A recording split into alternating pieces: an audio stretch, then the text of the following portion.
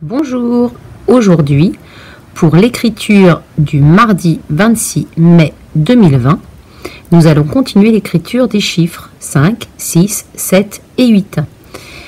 On commence donc comme hier par repasser. Repasser, c'est écrire sur le modèle en respectant le sens. Ah, je rencontre un trait oblique bleu. Cela veut dire que je vais avoir une lettre ronde. Donc, je prends garde à lever la pointe de mon crayon en haut de la ligne et en suivant la flèche. Je repasse sur le mot mardi et puis sur le reste de la date. Ensuite, je recopie. Recopier, c'est donc écrire la même chose. Je respecte, encore une fois, le sens, la taille des tracés et je continue. Pour l'écriture du chiffre 5, je pars comme d'habitude du point rouge et je suis les flèches. Donc un trait couché, un trait debout et un gros ventre. Un trait couché, un trait debout et un gros ventre. En règle générale, pour l'écriture des chiffres, je commence toujours mes tracés en haut.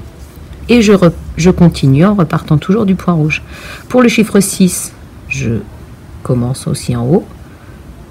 Je suis le sens des flèches, comme si j'allais tracer un cercle, mais hop, je le referme avant d'arriver en haut. Je repasse sur les pointillés et puis je recopie jusqu'au bout de la ligne. Pour le chiffre 7, je pars du point rouge, je suis les flèches. 3 tracés, un trait couché, un trait penché, encore un petit trait couché, un trait couché, un trait penché, un trait couché, et ainsi de suite. Je recopie jusqu'au bout de la ligne.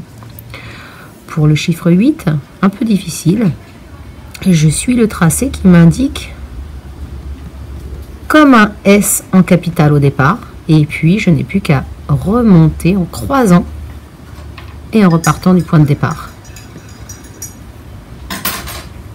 Je repasse comme un S en capitale, en lettre capitale, je remonte coupé et je remonte.